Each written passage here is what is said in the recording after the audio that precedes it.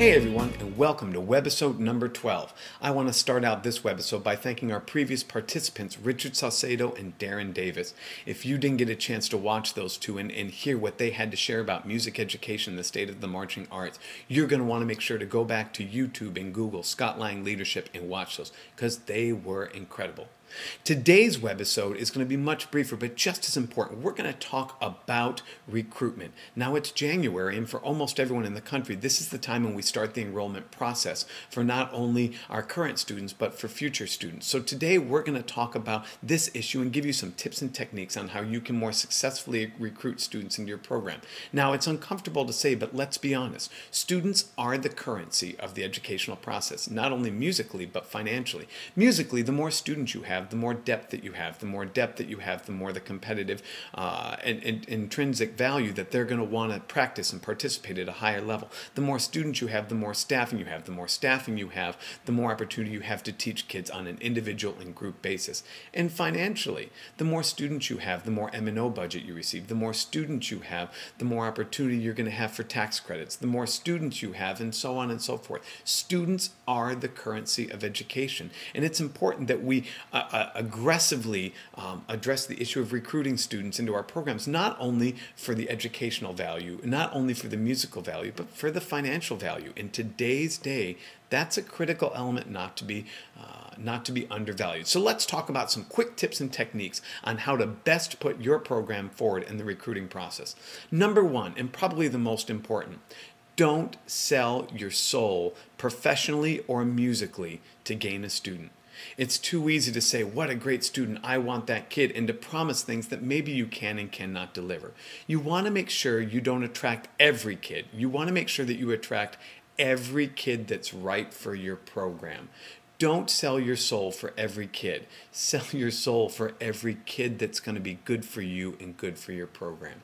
Tip number two, don't recruit just the musician. Recruit the child. I mean, let's be honest, a lot of us recruit by putting on concerts. Well, when you prove to kids we play well, we sound good, you can do these things, you're attracting the musician. And chances are the musician child is already sold on band and doesn't need to be recruited.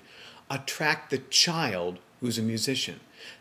Those kids are 13-year-old kids, and they're scared. They're scared about high school. They're scared about the commitment of band. They're scared about the commitment of orchestra. They're scared about the commitment of choir. You want to talk to the child first, the musician second, because students that are musicians first are probably already sold. Number two, tip number two, fight fire with fire. Recruit kids with kids, not with adults. Have your students write a letter to the section members of that same section at the junior high. Have your students make personal phone calls. Have your students text. Have your students go make presentations at the junior high school. If it's a student who's torn between athletics and music, send one of your kids down that's in athletics and music to talk to that kid, or call that kid, or email that kid. Students are better recruiters than parents because students listen to students. Fight fire with fire.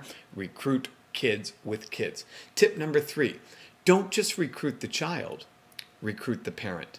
I can think of many students who went on to be very successful in the programs that I was involved with that weren't originally going to sign up for band. And when I found that out, not only did I go after that child, but I called the parent. And I shared with them tips and reasons and opportunities that would be available to them through music that they wouldn't have otherwise. And in almost every single case, those kids not only joined band, but loved it and flourished in band.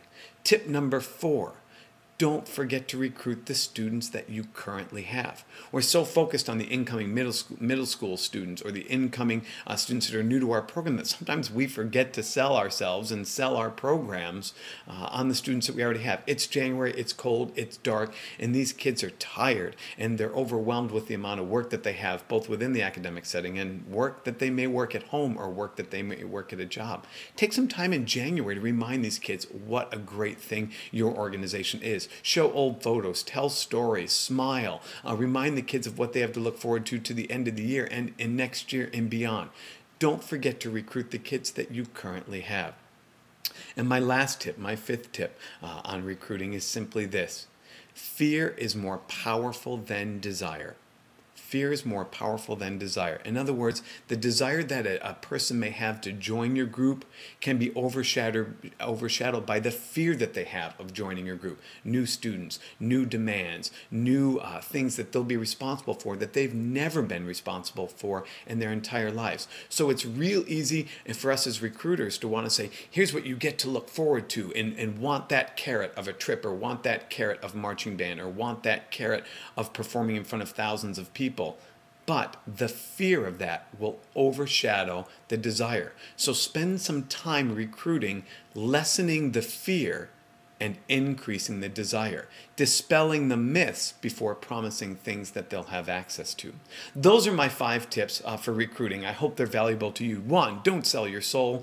Number 2, recruit the child, not just the musician. Number 3, fight fire with fire. Use kids to recruit kids. Number 4, don't forget to recruit the kids that you currently have. And last but not least, tip number 5, that fear is more powerful than desire. I hope that these have been of help to you and maybe sparked your own creativity and imagination on recruiting. And if you want to share some tips with me, please send me back. Which brings me to my final point, is that it's about time now. It's been 6 months of the new website and new webisodes and the new format of sharing information.